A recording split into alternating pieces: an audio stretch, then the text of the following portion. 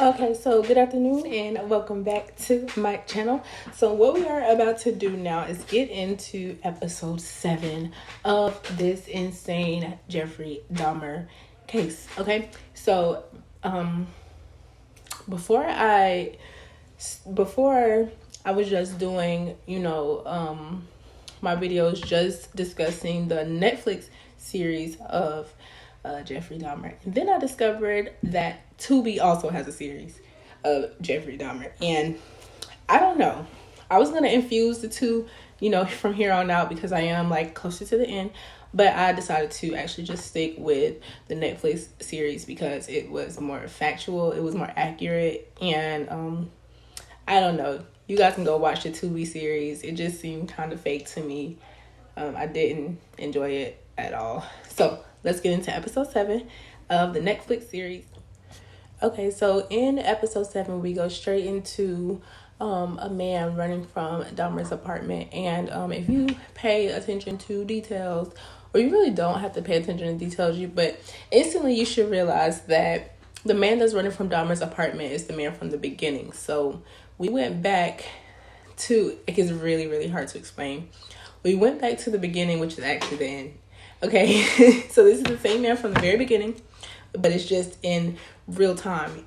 I don't really know how to explain it. You just gotta go watch it. So anyways, the guy is running from Dahmer's apartment, and he runs out into the street screaming, "He tried to kill me, he tried to kill me." He goes upon these two police officers, which Milwaukee police officers in 1991, which is like the dumbest police officers I know to ever exist. So they automatically think the man is on drugs or something. Okay, so what they do is they stop the man, ask him what happened. The man tells them what happened. You can tell they automatically don't believe him. So again, they pull another dumb move. They actually take the man back to Dahmer's apartment, okay? This fucked up man, he was just traumatized. He just literally said, this man tried to kill me. I'm taking y'all back to the man. Arrest him. So they take him to the man, and they get to the apartment. Jeffrey opens the door. They ask Jeffrey, can they come in and look around? Jeffrey says, sure, So they go inside. They look back at the man who's standing in the hallway, and they like, you coming in? The man is like, fuck no. Like, why would you ask them? Like, I don't know. I don't know what possessed them to ask this man that. Okay, so mind you, while the man is running out, Cassandra, his neighbor, who should be crowned, literally, she was the queen of the show. Seriously. She saw everything. She called, and it's obvious that she called them multiple times, and they never took her. And this is when the eggs cracked. Okay, the police get in there, and they find an overwhelming amount of evidence from not just the man that was running down the hallway, screaming, help me, not just him, but they find so many body parts. They find the heads in his freezer. They find everything. It's officially over for Mr. Jeffrey Dahmer. So, yeah, Jeffrey is arrested. Cassandra, and when they're arresting Jeffrey, Cassandra's following behind him. She's like, I told y'all. And it's just so much passion in her voice. Like, because she told, if only they would have listened to her, all of these people wouldn't have died. If they would have listened to her the first time, the second time, the third time, they would have just listened. Nobody wanted to listen. So, I don't know. Anyways, Dahmer's arrested. And so not only is just Jeffrey Dahmer's apartment a crime scene, but the whole entire apartment complex is now a crime scene. So the police evacuate the entire apartment building, and everybody has to go find somewhere else to stay at because they have to investigate. And Cassandra is one of them. So they positively identify 11 bodies in Dahmer's apartment. 11. So after that 11, they find out that there's more. So Dahmer murdered and killed over 17 people, most of them being black males. Okay, so they also find ID cards for everybody he murdered. So he always kept their IDs. Remember, he always met them at clubs, so they always had their IDs on them. There was about 17. So then we go into the chief an episode, like a scene where the chief in command is discussing with his fellow officers, what the next steps would be. And it's kind of obvious that the chief in command, it's like I didn't know what energy, what vibration to pick up from him, because it's like, on one hand I feel like, okay, he cares because he knows that black people, Jeffrey killed mostly black people, so the black community is about to go insane. Like, so he knows that he has to do something. He needs answers for these families. But the officers, they feel like they did nothing wrong.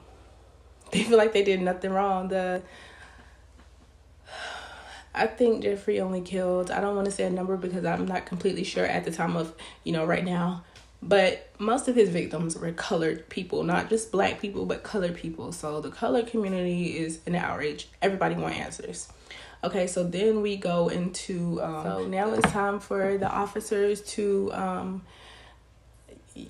go to the houses of these victims and their families and tell them that because, some of the people have only been missing. They never found their bodies or never know what really happened to them.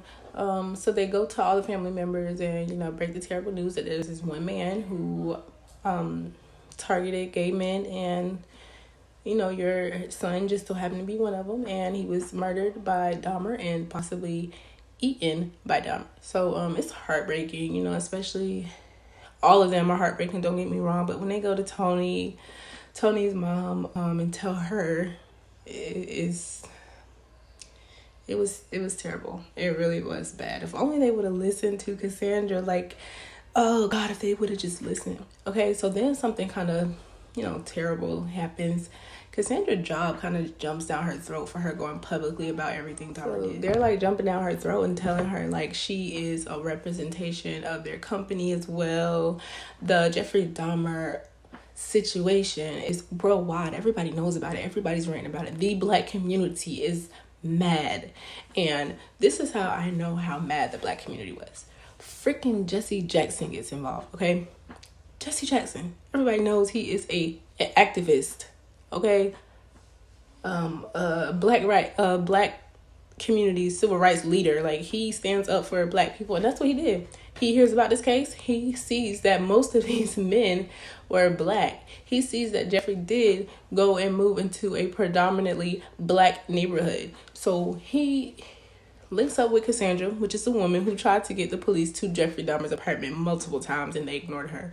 And he steps up and he does everything in his power to change, to get these police. Like, okay, the death penalty was, it wasn't a thing in Milwaukee, Wisconsin in 1991, I do believe, or the late 1980s, early 1990s. In Milwaukee, the death sentence was not even a thing.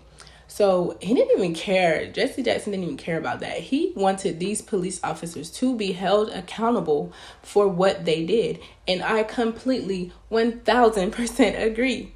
Those officers should be held accountable for multiple deaths. They really should. And Jesse really tried to get that happen, to get that going for the victims of Jeffrey Dahmer. Okay, so we go back in time, and this is where Cassandra is like telling Jesse Jackson some of the mishaps of the whole entire case. So we go back in time, and she is in her apartment, which is right next to Jeffrey Dahmer's apartment, and she hears bangs. She hears a lot. Cassandra knows that somebody is dying, okay? She calls the police multiple times, and they don't believe her, like they have always done, literally always. So Cassandra don't know what else to do. She's hopeless. She goes to the owner of the apartment building and tries to get Jeffrey Dahmer evicted. Ultimately, because of all of the other complaints about all the other neighbors, the noises, the smells, especially the smells, she went, and the apartment leasing manager goes to evict Jeffrey Dahmer. So this is what Dahmer does, and he had some balls, I'm telling you. He was bold. He was a bold kid. So he fixed her a pulled pork sandwich. Okay, that's what it looks like. But I don't recall Jeffrey ever... Oh, yeah, he did try to tell her it was pulled pork. But come on now. We all knew what this sandwich was made out of.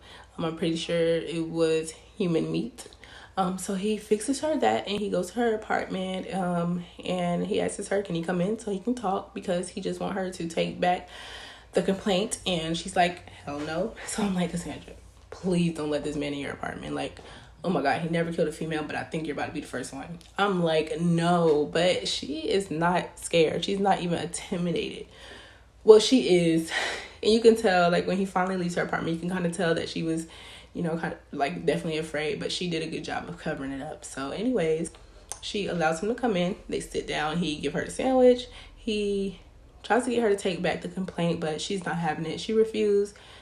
She just won't. Something that kind of amazed me about Dahmer is some of the people that he should have, well, I'm not gonna say that he should have killed, but some of the people that you expected him to kill, he really did. Like, especially Cassandra for one, and grandma for two, the stepmom, like I said in previous videos, the people that I really expected him to murder, he didn't. And it kind of had me thinking, like, maybe was it a control thing?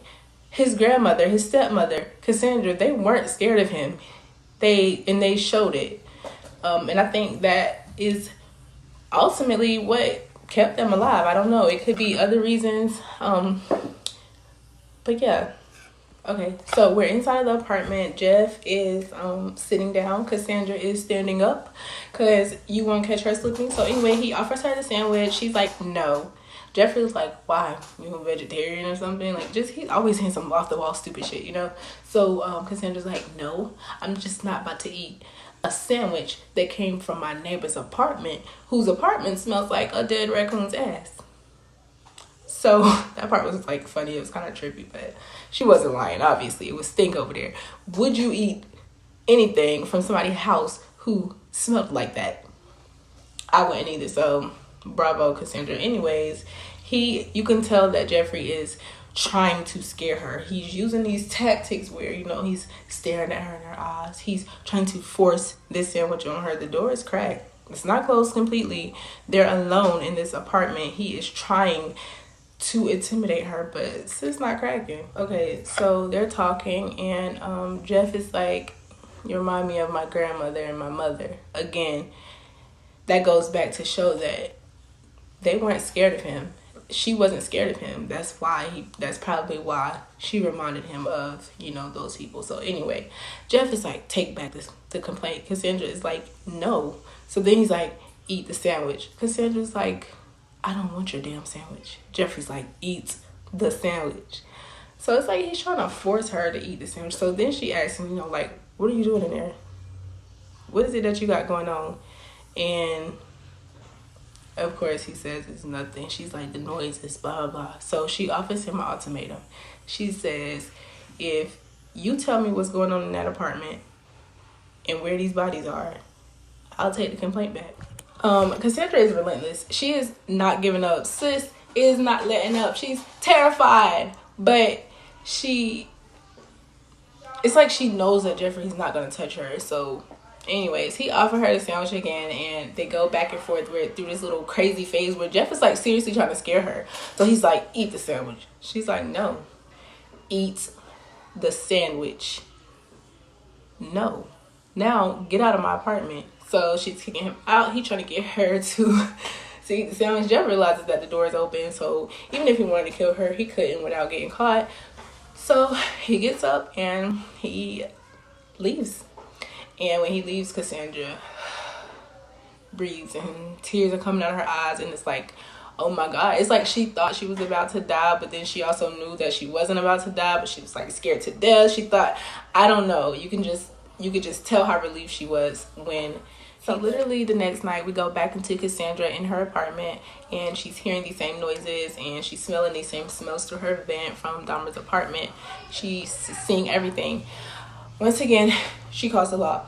Once again, the law completely ignores her. They completely ignore her. So she just feels helpless, you know? And like I was saying at the beginning of episode 7, she's explaining all of this. Like, she lived through it, and it's giving you a visionary, like a vision, but she's talking at this point. She's telling Jesse Jackson this. So at the end of episode 7, we just hear Jesse Jackson explaining to Cassandra that he is going to do everything in his power as a civil rights activist to get these officers held accountable for the emotional trauma they caused to this woman. They ignored her for months and months and months. Okay, so that is the end of episode 7, and meet me right back here tomorrow, and we will get into episode 8 of our 10 days of Dahmer. And don't worry, after Dahmer, I have some amazing things planned for this channel, so make sure y'all stay tuned. I'm sorry about my noise quality, my camera quality. Don't worry, all that shit is gonna get better as I go, so stick with me, stay with me, and thank you for watching my video.